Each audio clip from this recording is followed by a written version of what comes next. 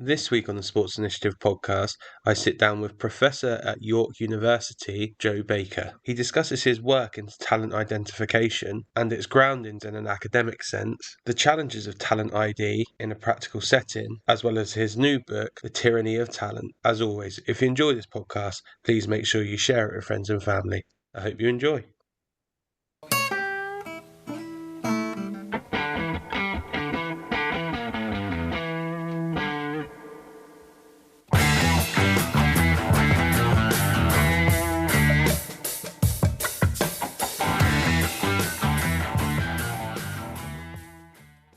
Perfect. So, Joe, really appreciate you spending a bit of your Friday morning with us. I know we spoke about it briefly there, but how are things in Canada? Are you all good?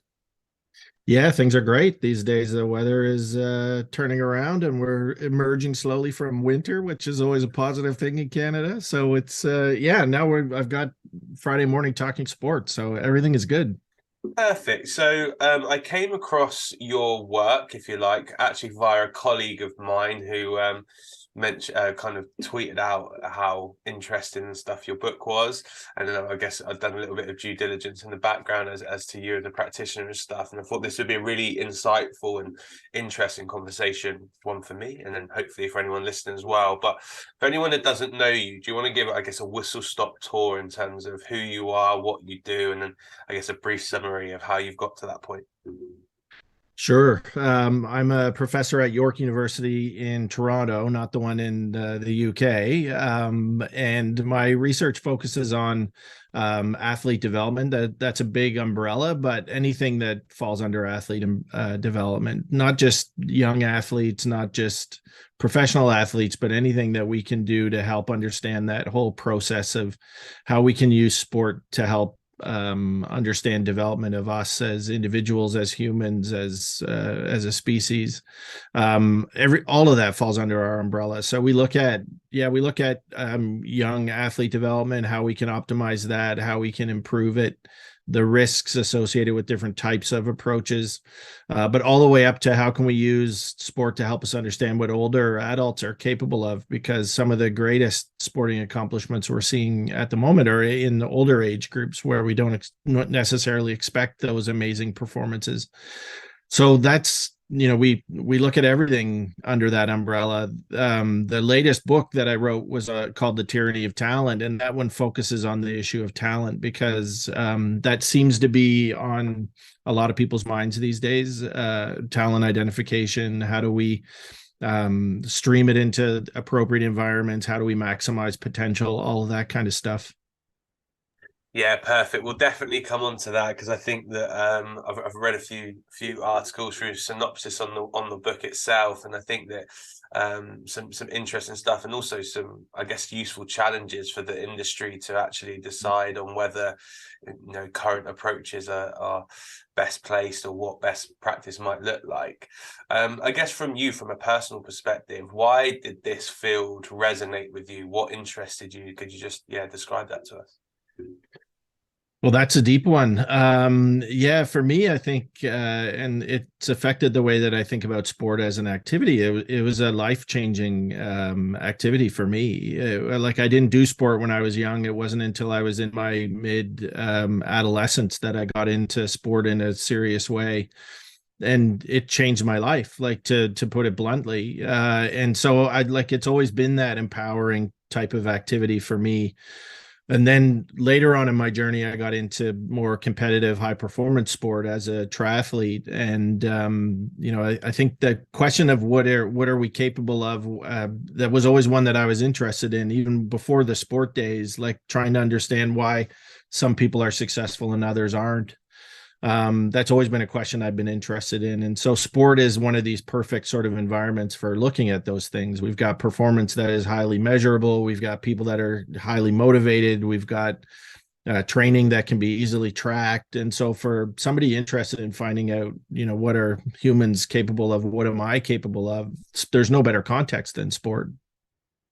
And in terms of process, looking at that, because I can imagine, what you're talking about there are quite broad topics in terms of what a human's capable of is so contextualized, and, whether they're 7 or whether they're 77, has ultimately an effect on that. What does your process actually look like to, I guess, refine what you're going to examine, what you're going to research, what you're going to discuss? And then, what does that look like from you, from an investigation point of view? How do you go around setting aside, trying to kind of divulge into those types of, subjects, etc.? I think part of it is, and maybe I learned this early on in my research training, is that I'm not going to answer all the questions that I have with a single study. And so, what we try to do is find where the research interest is with the grad students, with the research team, and then carve out a small piece of research that we know we can do really well, and make sure that that contribution is a good one. And if you add up all those contributions, I think you can see that we've made some big impacts on the field by doing a number of small things really well. And so that's kind of what we do. We look at who's the grad student coming in the lab, what are their interests, how can we use that interest to help move into a different area. That's kind of how we got into the talent field. Was we had some people in the lab that were interested in talent forecasting and identification, and so we spun out into a bigger research program in that area. Part of it is funding, part of it's opportunity, part of it's who are the people around, part of it is what question did you wake up with this morning? I think we're really lucky to have that flexibility in the way that we approach these problems, because no day is ever the same. And you also don't, you rarely do you get stuck in a quagmire of your own thinking, because you're always being challenged to think of the next thing, which is always really exciting and energizing. And how do you manage it for subjects that maybe haven't been as established or haven't been as researched? Because, I have experience of this when I was doing my dissertation, etc. Some rabbit holes you go down, you realize actually there's not maybe enough research that's comprehensive within this field that allows me to do high level due diligence or can guide me into certain areas. So what does that look like in terms of, I guess, either creating the research or creating the programs to do it, or finding studies or research or other people that might have similar stuff that then we can be able to model this around our question that we're looking at? Yeah, it's definitely a concern, especially with a concept like talent, which seems to be everywhere. But one of the early steps that we did in this area was to actually look at how much high quality evidence do we have that's looked at this concept. And it was one of those, like you said, one of those rabbit holes that we went down, and it was like, okay, there's nothing here. There's nothing in this rabbit hole. There's no rabbits in here. And so, I think the interesting part about that is, even though we don't know much about talent and there hasn't been a lot of high quality research exploring this, it's starting to come out now. But when we looked at this 10 years ago, there wasn't very much.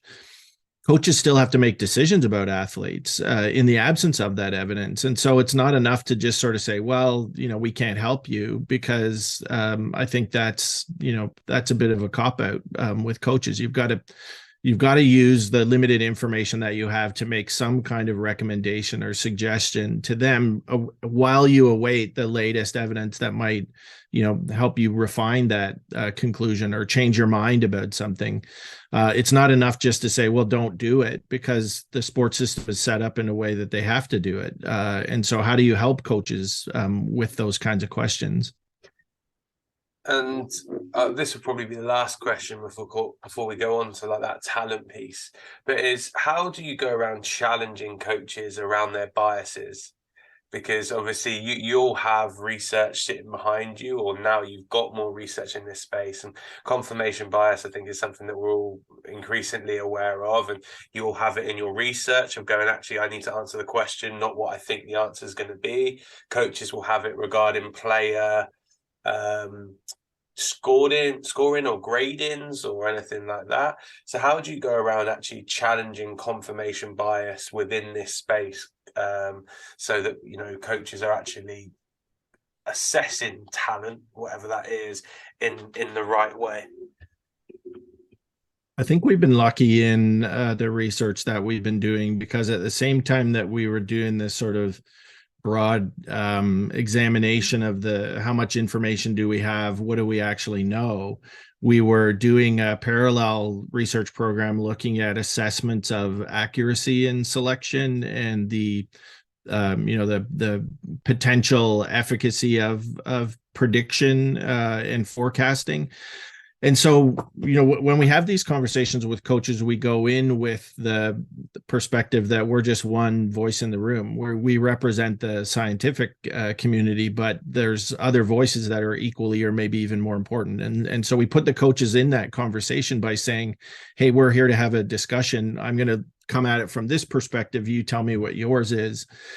And then when you present the data to them around, not only are you biased, potentially biased in your decisions that you make, so is everyone. And this is an enormously complicated thing that we ask coaches to do.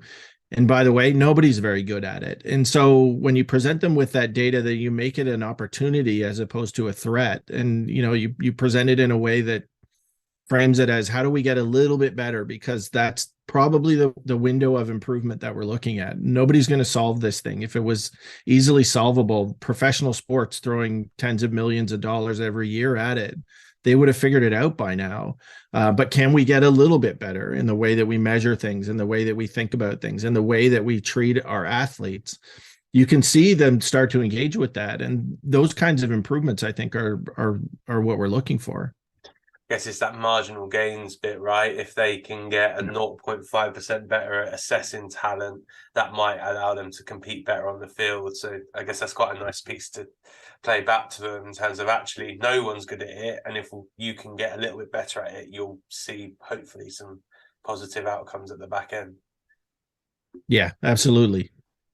Perfect. So when we're discussing talent, I guess it's important to begin with to actually define what we mean in this space. So what, if you do have one, what is a definition of talent, particularly if we keep this within the sporting sphere? Because I know we could go off everywhere in terms of when you start adding other bits in, but in the sporting sphere, what can talent be defined as? It's maybe the fundamental question, right? Like, and it's interesting that when we started to do studies of coaches and ask them that question, if we asked a dozen coaches, we'd get a dozen different answers. And so one of the early things that we did was to draw a line in the sand and say, this is how we're going to define talent, and see if there's evidence for it. And the way we defined it was as innate. It has to be biological, or it's impossible to separate it from skill or development or performance. So we said it has to be an innate quality that you have when you're born with, or that you're born with. And but it's a process that evolves and emerges over time through interactions with the environment. So it's not a nature versus nurture dichotomy, with talent being the nature part of that. No, there's an equation, there's a complicated interaction here that we have to capture. And if you put somebody with talent in an environment, they'll succeed in the right environment. They'll succeed and thrive in a way that a person that doesn't have the same amount of talent won't. And that's what talent is. You kind of get into a situation where it's almost a concept that doesn't have much practical value, because you can't see how much talent somebody has until they've interacted with the environment for thousands of hours or years of practice. But we think that's a more defendable and justifiable, way of conceptualizing what this enormously complicated thing is. And it also does service to the complications and complexity of coaches' jobs when they try to identify it and develop it. Yeah, I think it's really interesting you mentioned there, particularly around the environment that they come into. So could you just, I guess, describe to us what some of the findings around that was? Because particularly when you look at the younger ages, you might identify someone as high potential because of the talent they have, but then for whatever reason they may struggle for put a lot of this in inverted commas, struggle to fulfill their potential, etc. And that obviously lays often at the feet of the environment and whatnot. So from your perspective, just describe to us what effects you guys saw or think you saw that the environment had on those with talent.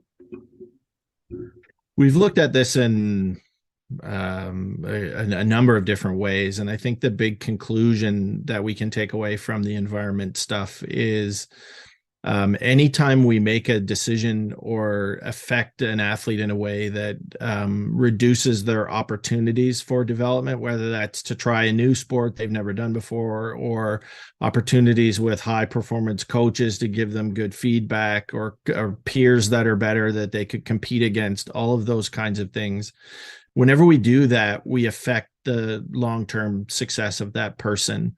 That's the overwhelming conclusion from all of the work on environment. Well, whether it's relative age effects or birthplace effects, or practice quality and quantity, the importance of socioeconomic status, all of those kinds of things affect long-term success by limiting or constraining opportunities for development, which I think is a big takeaway for people in this area, because it means that the system is actually can be the problem.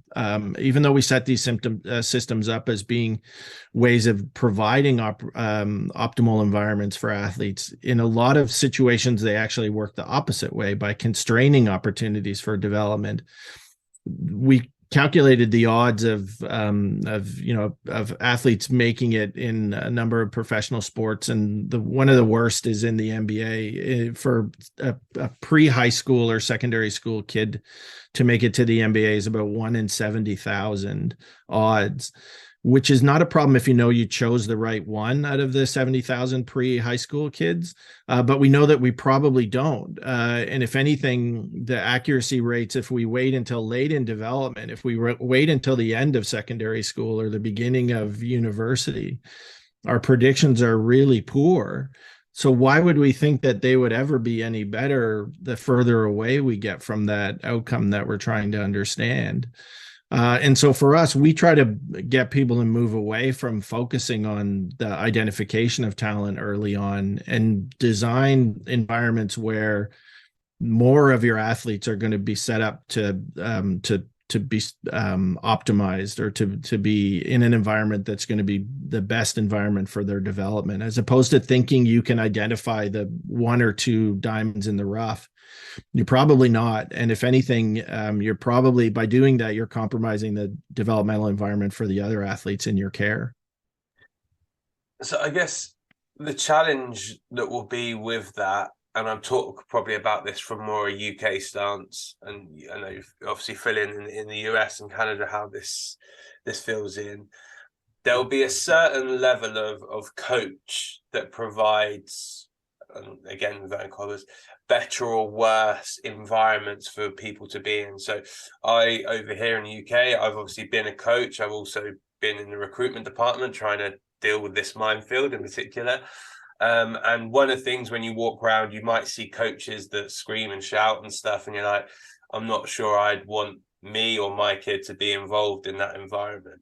I guess one of the challenges of having such a broad net is that you may then expose children to environments that might not be optimal because of the way that adults are engaging. So how do you manage that balance between allowing children to have good coaching or have good environments where they're going to get all those things, compared to if you make it so broad that the practitioners that are supporting the children might not be providing messages or might not be acting in a way that actually enhances their development from a, I guess, basic humanistic standpoint? Yeah, it's the $1 billion question, to be honest, because it assumes that we know what the optimal environment is for a child, for children in general, but for every child in particular. And I think we need to move away from that assumption, because I don't think we do, because we have too many examples of athletes that have been in that kind of environment that you just described and have thrived and have been able to succeed. And so we have to be careful not to say, well, I wouldn't like it, so therefore nobody would thrive. I don't think we can say that, and I think that there's a fundamental problem with assuming that everybody develops in the same kind of environment. I would say, we can, and I use this kind of analogy a lot when I speak to coaches. I can't tell them a recipe for success, but I can tell them a recipe for disaster. And that recipe is, if you do anything that's going to undermine the interest in that person coming back the next day to train or to practice or to compete. And if we don't get those things right, it doesn't matter what we do after that, because the person's not going to be there when they get personal agency or autonomy to actually make their own decisions. So how do we get those things right? And if we get those things right, we probably are doing, as maybe at this point in our understanding, as good a job as we can. And it's not about just enjoyment and making sure everybody's having fun, because we're more complicated than that. If people are challenged at the right level, if they're seeing their skill develop, then they're going to want to come back the next time. We're not motivated just by enjoyment. We're motivated by competency. We're motivated by improvement. We're motivated by challenge. And so if we get those things right and we get our athletes coming back day after day, then we're probably meeting those elements of optimizing the skill development environment. If not, they're going to get bored. They're not going to enjoy it. They're going to want to do something else. So we can use these kind of simple indicators, I think, to help us understand progression. And so how would you assess progression? Yeah, that's a tough one, because it's such a, we know that this is a non-linear process and that some athletes are going to proceed at rates that are quicker than other athletes, but that doesn't really mean much in the long term, at least from a predictive standpoint. And so, for me, I think progression is related to those simple indicators of engagement, persistence, and motivation.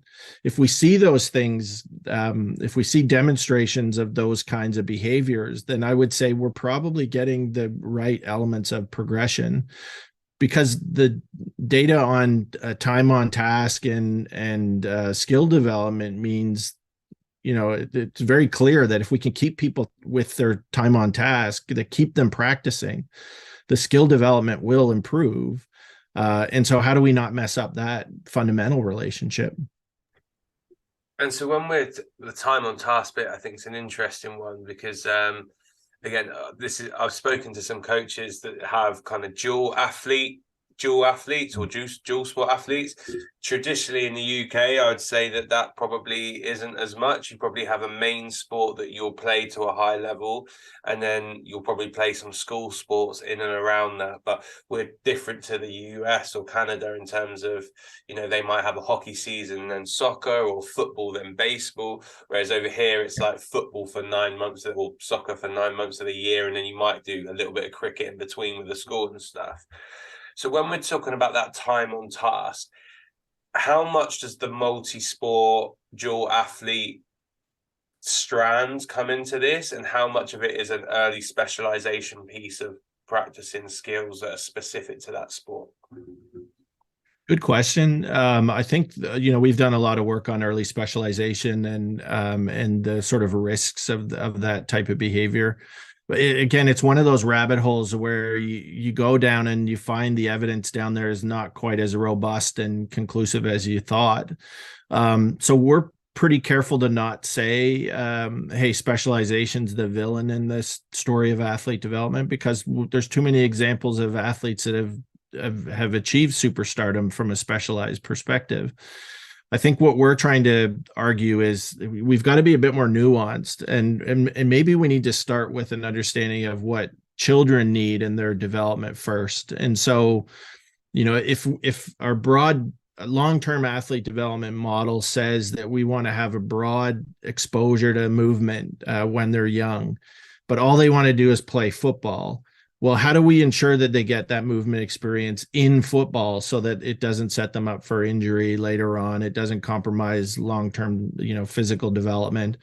We can do that if the purpose of broad multi-sport engagement is not about movement experience, it's about enjoyment, then we can do that too. Like, I think if we come back to what's the purpose of the engagement at this stage of development for this developing human, and then figure it out from there based on those kinds of recommendations, I think that's a much more fruitful way than, this is the way we do it in football, this is the way we've always done it.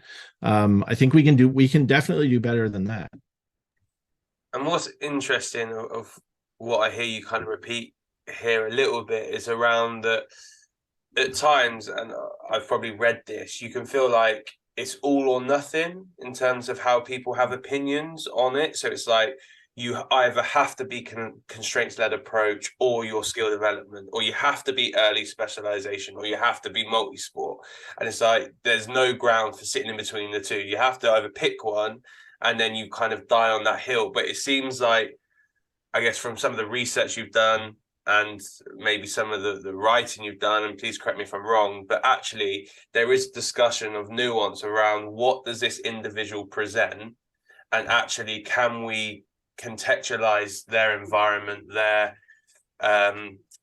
experience around this individual to then hopefully provide them with some of the characteristics that might give them success further down the line. Yeah, absolutely. And I think if there's one thing that I hope to accomplish in my career, it's to get people, anytime they see that kind of a dichotomy, to just be able to say, nope, I don't believe you. We're more complicated than that. Because almost every dichotomy we have, early specialization versus diversification, talent versus no talent, deliberate practice versus deliberate play, like all of these kinds of things, they oversimplify the argument to the point that they cause more confusion than they help. And so that's really one of the main points of the book, was we need to be thinking about talent from this same kind of perspective. There is no threshold at which you're talented and before that you're not talented. It's more complicated than that. And it should be, because that's why we love sports so much. If it was simple to explain how an athlete's able to do the amazing things they do, we wouldn't find it that interesting. It's the complication and the sophistication that we find so interesting. After 150 years of football, we still watch teams of players and we still see new things and creative things every game. That's the complexity of sport that's not captured in these sort of simple, certainly not in these dichotomies that we see. And again, I'm putting you on the spot here a little bit, but in terms of like examples of this, where you've got two clear examples of maybe someone who's specialized really, really early and someone who's diversified and then they've ended up, both in the NBA or both playing soccer. Have you got any that particularly stood out to you in that space? I think the one that I've seen most recently is the Roger Federer and Novak Djokovic, right? Like Federer was a generalized, diversified sort of athlete, and Djokovic was a tennis player from the very earliest days. He didn't do other sports, and those are the two, maybe two of the three greatest tennis players of all time. They've reached the exact same standard. I think we've seen in books like Range, David Epstein compared Federer and Tiger Woods. Those are apples and oranges to me. I think you've got to take athletes in the exact same sport and look at that comparison. And I think the Federer Djokovic one is a good example. And then looking at it from because this always fascinates me, looking at it from an environment point of view, like them growing up would have been completely different as well. You got one in Serbia, one in Switzerland, in terms of what they've got access to, the type of coaching, the type of environment. You look at players that come out of like war-stricken countries. I'm always like, how is it possible that during that time you're able to manipulate your way through and end up? So I guess from you, when you were going into this research, did those type of questions come up for you as to, like just the diversity of experience environments must be so vast that actually it must be a minefield to try and work your way through it? It is, and I think that's what's reinforced this movement away from simplicity and these kinds of dichotomies. It's the reality that that there is such complexity in the just if you move out of the layers of that onion, starting with the athlete and the current training that they're doing, then you get into this place where everything is always an n of one. Like everything is always determined by what's the best thing for that specific athlete at this point in time, based on their background and based on their sport and where their sport is going. But that's not that helpful for coaches to always say, there's no science, it's all art. Well, that's not that helpful. And so how do we find a middle ground that helps us get more athletes on the positive end of that trajectory than the negative end? I think that's, for me, I think that's the best we're ever going to be able to do, because we're too complicated. We're too complicated. The environment is too complicated. Sports continue to evolve over time. You can imagine if you were a sprinter before the days of Usain Bolt, and you were a nice short sprinter with high fast leg turnover, and then this giant comes along and just changes the paradigm of sprinting. Well, now what do you do? This is the complexity that we're talking about when we work in high performance sport. The target is always changing at the same time that the athletes are continuing to evolve. So this next question may be a challenging one, and it probably comes from working within this industry, and particularly in the UK, where talent ID is very young. If you're looking at, particularly in soccer, 6, 7, 8-year-olds, and then at 9s they go into academy football and begin that journey for however long that is. Obviously, we'll move on to what optimal may look like in a minute, but in terms of those who that is currently a career path or whatnot, or that is their job, and they got to try and identify those with high potential, let's go with high potential. What would you say are some key characteristics that you would point them towards that might allow them to spot individuals? Again, that is a challenging question. I think I would focus on those issues that we talked about before: the motivation, perseverance, and because of the engagement in high quality practice is so important for skill development. If we can predict who's better at engaging in high quality practice, who's going to self-regulate more, who's got the personality to want to train harder and longer, if we can predict those kinds of things, that's maybe as good as we've got at the moment for predicting long-term success. So those are the kinds of things I'd be looking for, but they're also the kinds of environments I'd be developing to promote. How do we promote a person's persistence? Well, you don't do it by giving them negative feedback in front of their teammates so that they're embarrassed. Well, okay, then I don't do that. Like there's ways that we could approach the selection exercise, but also the way we construct the developmental environment to promote those kinds of things. And so I guess, is it trying to mirror individuals that you think might respond well to your environment as well? And because if you've got, sorry, I'm trying to formulate this in my head as I'm talking, but if you've got an individual that, they just want to compete, that's all they want to do, they want to win, them being in a highly developmental program that goes, listen, we're not fussed about winning, but what we are worried about is the way you engage with home practice and the way that you practice. If it's your ball striking on your non-dominant foot, we want to see you do that in the game, even if it's at the detriment to team performance. If you mix that with an individual who's only focused on winning, there's kind of a conflict between what they are as an individual and what you are as an environment, which might, I guess, diminish the amount of development that they may have. Is it kind of parents and players and scouts and coaches and trying to mirror up those environments that actually these are individuals that are maybe better suited for certain reasons? I think you're on the right track. I would say it's that kind of more nuanced discussion that we need to be thinking of for athletes. I would say, especially early in the developmental system, like at the academy stages, players aren't fixed entities. They may think that they're a certain type of player, that they approach the game in a certain type of way, but no, their frontal cortex is still developing. There's so much development that's occurring there, but in the next 10 years before they emerge as a professional player, how do we understand the things that they're going to need to have as a professional player and design a system that takes those things into account and develops those kinds of things? Because being the greatest soccer player or football player in the world at 13 is not the goal of a 13-year-old. It should be to be the best football player in the country and the world at 23 or 25. Well, if you have the sit them down and have that conversation, at least to the extent possible, of saying, here's why I need you to engage in practice, and here's why I need you to be taking more shots with your left foot, because you're weaker with your left foot. And if you want to dominate 10 years from now, then I need you to be practicing it now.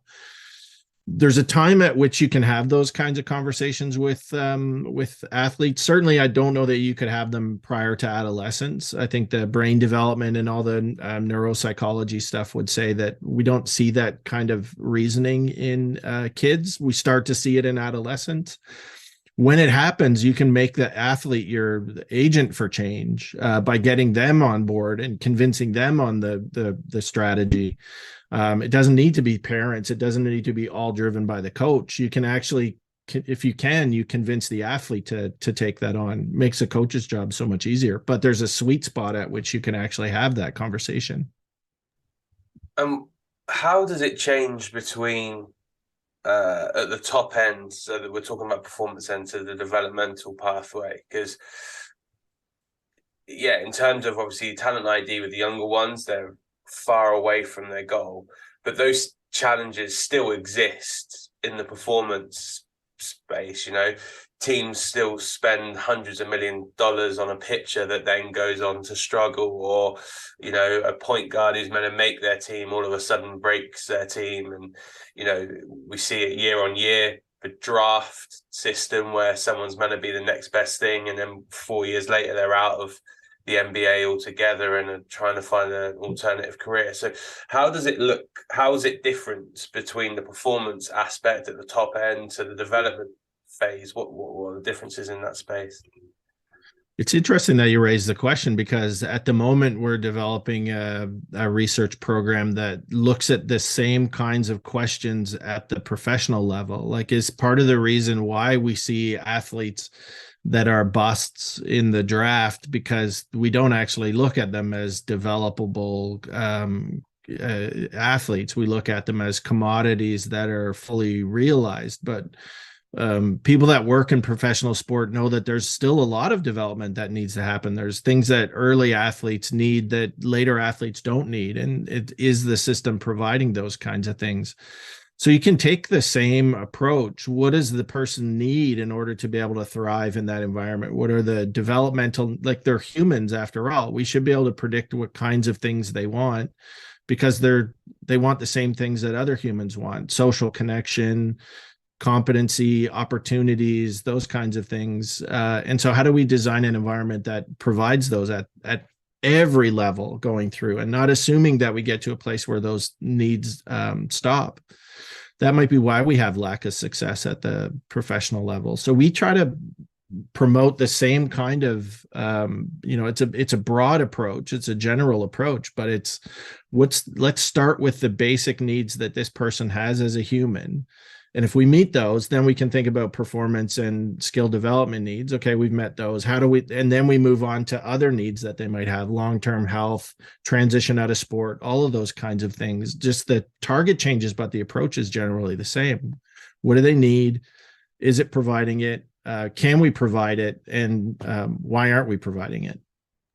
And then when you're trying to discuss this with coaches, and ultimately, I think if you say to most coaches this type of conversation and go, listen, we're going to try and get you, this sounds a bit harsh, but a Tom Brady over a Ryan Leaf in terms of performance based. I'm not talking about them as potential. Yeah. How do you get them to have that longer term vision of actually going, well, we're still going to be patient with a Ryan Leaf. We're still going to realize that actually, even as the number one pick, he's going to have issues that we're going to need to support him with, like they did with Brady, because Brady was a sixth round pick. They gave him time to develop all that other stuff. And actually, we're going to work people off of the, the content of their character, or things that we think we're especially skilled in developing. So we know that if they've got a area they struggle in, that actually we've got the foundation within our building to support that. How do you have those types of conversations with coaches to allow them to maybe go, you're going to zig when others zag, in terms of the type of players you have access to or pick or anything like that, but actually this might allow you to be more, have higher levels of performance at the back end of it? I think it starts with the data that we have on the poor accuracy of the draft selection. You start with the room for improvement and the need for improvement, and because a lot of times people that work at the professional level, they get there because of the skill and the brand they've built for themselves. And so we have to a certain extent, we have to deconstruct that, because we want them to be open to change and improvement, because we know the accuracy rates are pretty poor. The other part of the conversation that we have is to get them to really understand their system and what their system develops. And so not to assume that every player is infinitely developable in every system, but what are the things that your system does well in terms of player development, and then seek out those types of players. If there's other players that won't thrive in your system, then they're not actually equal in value. They're lower in value, all other things being equal. And so having those kinds of conversations, because that's a bit of a paradigm shift in the way that we think about high performance sport. There's this tendency, at least in North American sports, that when you choose players, you choose the player that's got the greatest value available, which is a general thing where we're trying to convince them to look at it, the player with the greatest value in your system, which is a subtle change, but an important one, I think. Yeah, no, 100%. I think I read it a lot on the, you go to draft season and they say, oh, the top 100 players. And GMs will say, well, we'll pick the best player available. And it's like, is that the best player to you, or is that the best player in these 32 draft boards that almost all look identical, because you haven't taken into consideration any other factors around your context? Yeah, absolutely. And I think that's, the draft has been around for a long time, but they've always had that mindset, which is a very economics one. Like you can put people in a box in terms of their value, but that assumes that value is fixed. And we, because maybe my background is more developmental, I look at it, well, yeah, the person's potential at that point might be fixed, but after you've drafted them, they can go in any number of ways based on how you treat them and the opportunities you provide. For me, I think understanding that trajectory post-draft is much more important.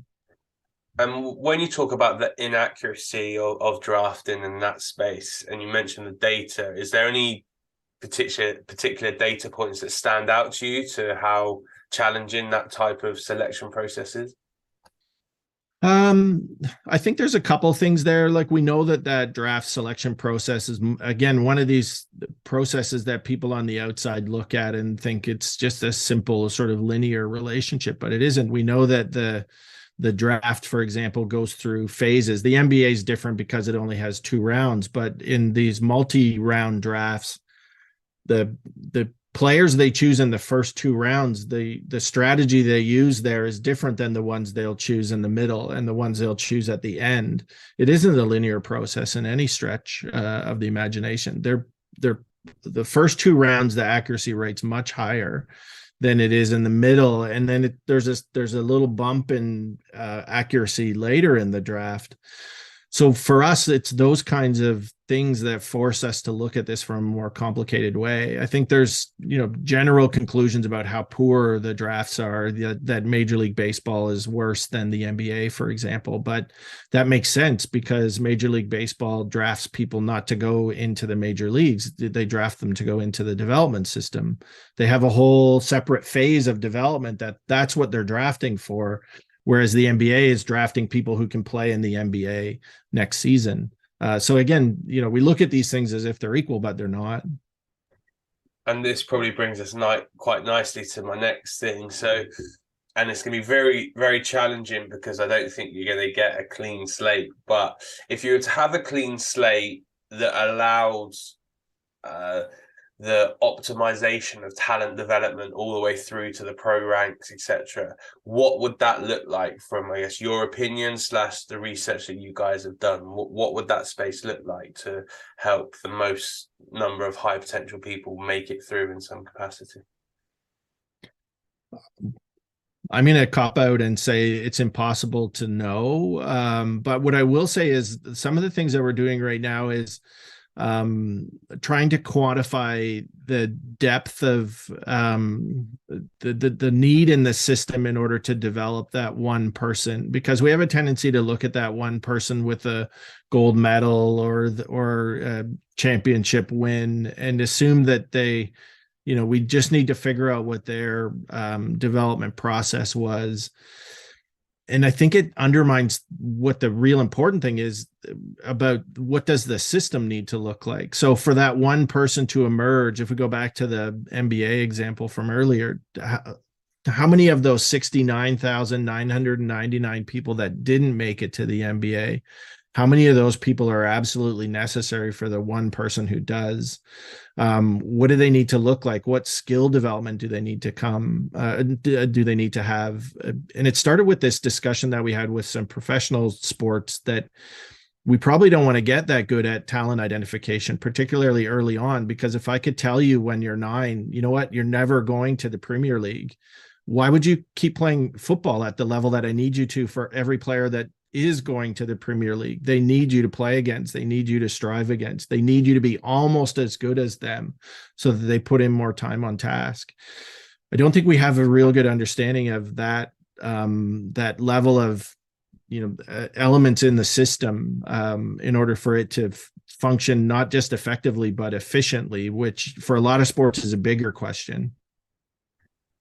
I think that's a really interesting point that you're raising there in terms of the longevity of it and actually how people push others to do well. And maybe it might have been a real humbling defeat, or it might be being third in the group behind 2 other high performers at your ages 10 through 14, and you're constantly trying to beat them, which has actually allowed you the resilience to find a way when you then get to 16 or 18. I think, it's really interesting of what, I guess you can put it in inverted commas, the support people around that athlete's journey actually does for them.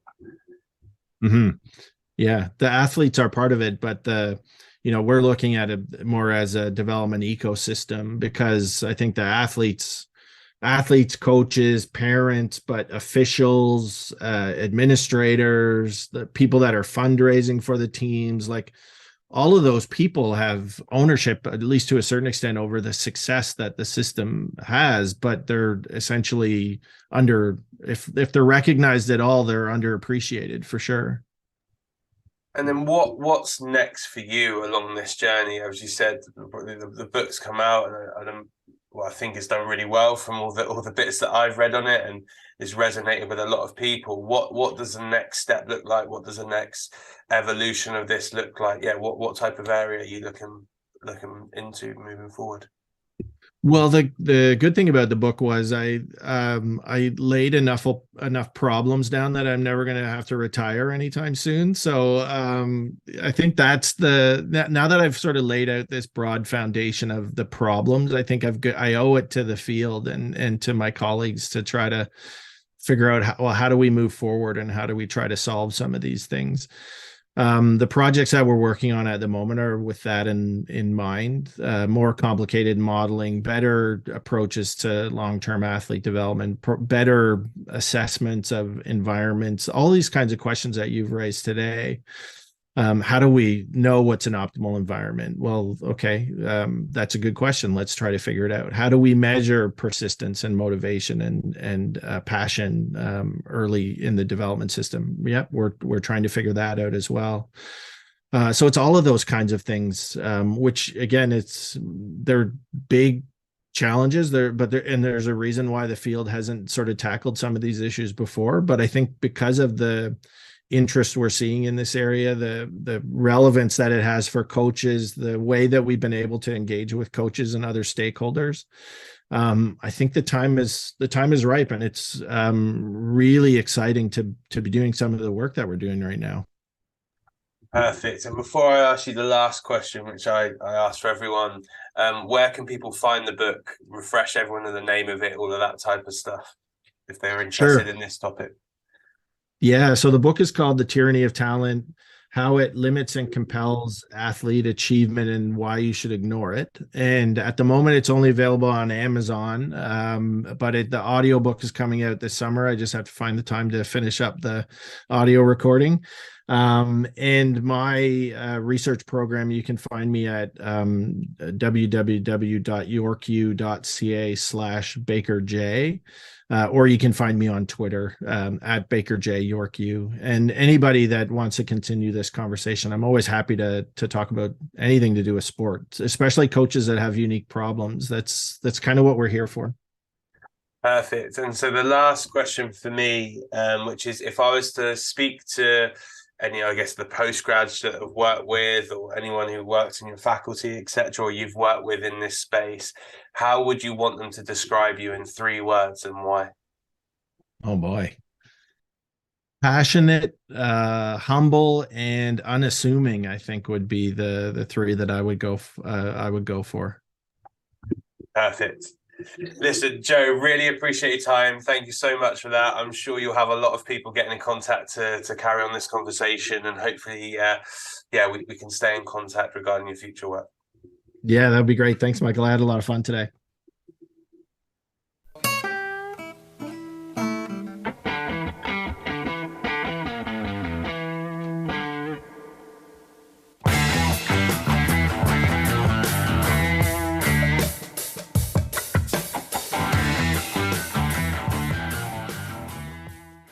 Thanks for listening to the Sports Initiative podcast with me, Michael Wright. Please remember to follow us on Twitter, Facebook, and Instagram at the Sports Initiative Podcast, and share this podcast with friends and family. I'll see you next week.